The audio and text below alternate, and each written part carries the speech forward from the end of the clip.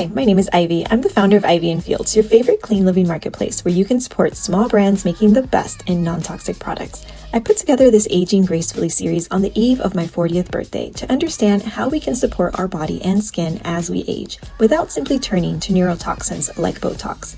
In this final episode, I will share my personal aging plan and a template so that you can create your own too. Let's do it! So many people in their 30s turn to Botox, but Botox does not prepare your body for aging. And aging is a lot more than just a wrinkle on your face. In this episode, it's my turn to prepare my personal aging plan from what I have learned, and hopefully that will inspire you to make a plan of your own. Part 1, the inside. In episode 1, we learned that aging begins on the inside, and here's what I'm doing to support my body. Number 1, testing. First things first, you need to understand what your health baseline is. And for that, you need to test. Please do not pump your body full of supplements if you don't even know what you are deficient in. Now, interesting enough, last year, I actually had labs done with a conventional doctor and then a more functional holistic practice. Now, one of the benefits of seeing a practitioner that doesn't just run the standard labs is that you're going to get a lot more tests done and you're going to get a lot more information about the state of your health. In those expanded labs, I found out for the first time at age 40 that I actually have the MTHFR variant. Now, I think it's wild that I'm just finding out about this for the first time at age 40, so I'd really like to advocate for expanded labs. So whether you see a conventional doctor or functional practitioner, ask them for more information. Now, based on those labs, I found out that I have low hormones, and so my practitioner was able to recommend a supplement. So I'm taking 10 milligrams of DIA a day. I was also a little bit low on vitamin D, and so I'm starting to take a vitamin D supplement. I'm also taking zinc and vitamin C just because of all their overall health benefits for immune support and also skin health. But the bottom line here is don't just try to guess what you need. Do that testing so that, first of all, you're not wasting money because so many people take supplements that they don't need.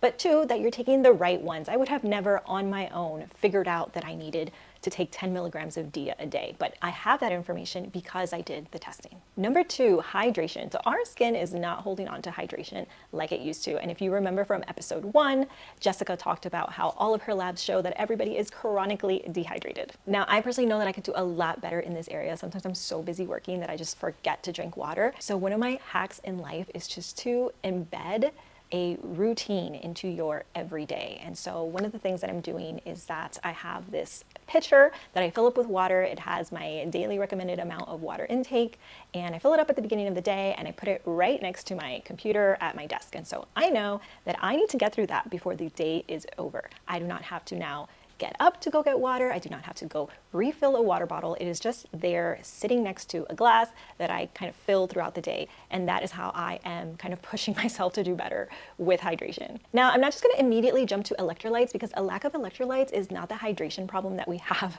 as a society. The hydration problem that we have is that we don't even drink enough water as it is to start with. So my recommendation to you is before you spend the money on electrolytes, just make sure you're even getting the recommended amount of water. And then beyond that, you can add electrolytes if you're doing heavy exercise, a lot of sweating, or if you feel like you're not getting enough from just the recommended water every day, then yes, you can turn to an electrolyte. But you do not necessarily need to take an electrolyte every day if you're not even sure that you're even drinking enough water every day. So start with the water would be my advice to you. Number 3, strength training. So before I had kids, I was actually a little bit of a gym rat, and I'm going to show you guys a picture of what I used to look like. Look at this, guys. I was like in the best shape of my life. Now, I'm going to be honest, since having kids, I have not been consistent with working out. It's basically been non-existent. And it's not just the kids, it's also starting a business. There's always a reason to be busy, right? But this is something that I really, really need to commit to. And I'm talking specifically about strength training, not just like jogging and running, but I'm talking about building muscle. So why is this so important? Muscle is youth insurance. Resistance training improves strength, supports bone density, insulin sensitivity, posture, and yes, even your skin quality. People who work out have better skin, not just on their body, but on their face. A lot of you know that I am not the person to talk to about supplements. Like if you want a recommendation on a supplement, like I'm not the person to ask because I actually don't think that a lot of people need supplements. And I think people turn to supplements too early, but that's a conversation for another day. However, because I am strength training, there are 2 supplements that I'm adding to my diet, and that is a protein powder post-workout and creatine. Both of these have amazing benefits when you're strength training. I actually have deep dives on both of these supplements in my blog where I compare over 20 different brands. I talk about what to look for in terms of sourcing, quality, and dosing. And so if you're considering a protein powder or a creatine, I highly, highly recommend that you read those 2 blog posts. Now, the last thing I'll say about episode 1 and some of the extras that we talked about, like NAD, IV therapy, PRP, and PRF, these are all really interesting things that you can do in replacement for Botox. If you are tempted by Botox, these are things that you can try before. Now, I personally have opted out of doing these things because I'm gonna be honest, I'm a complete wuss when it comes to needle. And if I have an opportunity to avoid a needle, I absolutely will. Out of all the ones that were discussed, probably the one that interested me the most was NAD IV therapy. Not only because it does show up outwardly on your skin, but also because of the internal aging benefits like more energy, cognitive function, all of those sounded really interesting to me. So if I'm gonna spend the money on IV therapy, I would say NAD is probably where you should put your money. I'm not gonna recommend any oral supplements though for NAD because those have a lot less research, so only do the IV therapy. Now, part 2, which is at-home skincare. So in episode 2, I dove deeper into outward skin support and more specifically, things that you can do at home to support your skin. Now, my skincare routine for most of my life has been completely random. I was always trying a million different things. I suffered from hormonal acne, so you can imagine like any new active that came into market, like I was trying it. But over these past 2 years, I realized that that is not the way to do skincare. Skincare needs to be intentional, it needs to be consistent, and I need to give products time to shine. I do not think that you need a 12-step skincare routine, but there are 4 categories of products that I think everybody needs. Number 1 is a really good cleanser. You need something that's going to wash everything away, dirt, grime, makeup, whatever. Number 2, you need a very good water-based moisturizer. And I think this is where a lot of people in the non-toxic living space kind of like leave to the side. You need water-based hydrators. You need aloe, glycerin, hyaluronic acid, something that is going to replenish hydration to your face. Number 3, an excellent face oil or balm, something thicker that isn't water-based, it's water-free, that is going to lock in all your hydration that you just applied in the step before, and that's also going to prevent transepidermal water loss. And then number 4 is going to be a really good sunscreen. Sunscreen that you wear during the day when the UV is, I think 3 or more is the recommendation, but a sunscreen every day. This sunscreen is not to correct anything, but to prevent. So we all know that sun aging is the number 1 cause of premature aging, and then you're trying to have to correct all of these things that you messed up when you could have just worn sunscreen and protected your skin from hyperpigmentation and scars. Those are the 4. So these here are my ride or die. There could be an apocalypse going on outside and I will still do my skincare routine. I am not going to skip these evening essentials. And then in the morning, it's a little bit more simple for me. I don't do oils or balms during the day. I strictly keep those for a night use. But during the day, I'm typically doing a moisturizer. And then if I'm wearing makeup for the day, I will also use a primer. Here are all the products that I'm currently using. So I know what you're thinking. Ivy, I thought you said we didn't need a 12-step skincare routine. You don't, okay? But I use these at different times. So, you know, maybe you're using the same moisturizer day and night. I prefer to have a different moisturizer for daytime and nighttime. Sometimes I'm using a hyaluronic acid as my moisturizing step. Other times I'm using another cream like Mermaid Milk. I use a barrier repair balm when I feel like I need more nourishment. I recently formulated an eye serum, so I have been using that as well. I will go more into detail about kind of all the skincare products that I've tried and used in another episode because I really could spend an hour talking about this. But for now, the recommendation that I want to make to you is just organizing your routine. You need to organize your skincare routine around actives, your local climate, your current skin condition, and your skin goals. Many of us are using extra products that we don't need, and we're missing some of the basics that we absolutely need. So my advice to you is just to build on those foundational pieces. Make sure you have a good foundation, and then layer in what you need depending on the skin goals or anything that you want to correct. Now, the most important advice that I have about at-home skincare is just to stay consistent. This is the number 1 rule if you want to see results. Skincare efficacy is not measured in days, it is measured over months. So you have to stay consistent and committed. So basically, you gotta like choose what actives you're gonna place your bets on, right? For me, that's bakuchiol, that's vitamin C, that's CoQ10. These are the ingredients that I feel are gonna work best for my skin. And so I'm choosing products with those actives for my foundational pieces pieces, and then I'm layering in any extras. And then kind of just like another comment that I'm going to make about consistency. In episode 2, 𝐀𝐿 talked a lot about red light therapy and how she loves red light therapy. And a lot of you guys sometimes ask me about red light therapy. I have chosen not to do red light therapy. And why? That's because this is a type of treatment that you really need to be committed to see results. If you're doing red light therapy specifically for aging benefits or skincare, you need to be using it about 5 times a week for 15 minutes a day.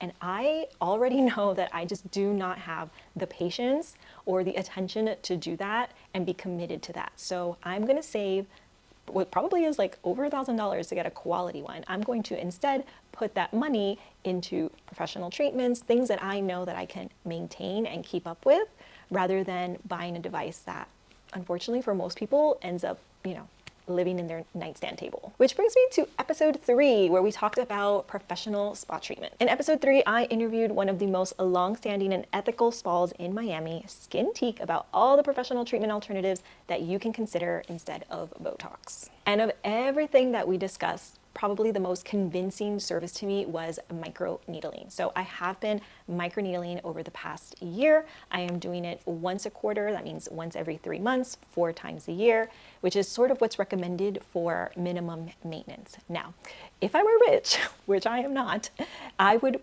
have loved to have done a fast start series. So a fast start is where you're doing microneedling sessions, one right after the other. They're obviously spaced out. This is not like the next day, but maybe like a 2-week spacing, whatever your esthetician would recommend. And that is typically going to give you better and faster results because it's a period of correction. So maybe it's 4, maybe it's 6 treatments that you're doing in very close proximity. And then you move on to kind of, the maintenance mode, which is once a quarter, once every 2 months, whatever your budget allows. But again, kind of the same thing with skincare. This is something you have to be consistent with if you want to see results. Some of you might ask me, well, what about dermal rolling or at-home microneedling to, save money?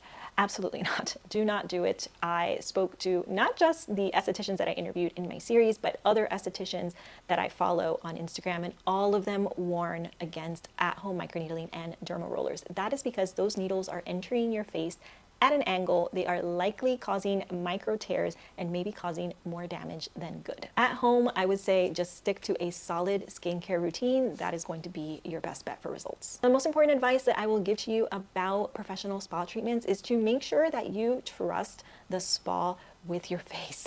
I don't know why the algorithm always finds me, but they show me the most terrible stories of people with permanent scarring, 3rd-degree burns, spas that don't use FDA-cleared devices, spas that cut corners on the products that they're using, and just horrendous stories about permanent scarring and irreversible things. So it's extremely important that you ask your spa a lot of questions. Ask about their equipment, ask about what line of products they use, and make sure that they give you an honest skin analysis. A spa should not be agreeing to do a treatment on you if they haven't properly looked at your face and determined what your skin condition is and determine whether you're even a candidate for the treatment that you're asking for. So make sure that you choose someone that is going to put in the time to give you some consultation before, and someone that you feel is giving you an honest plan for your face.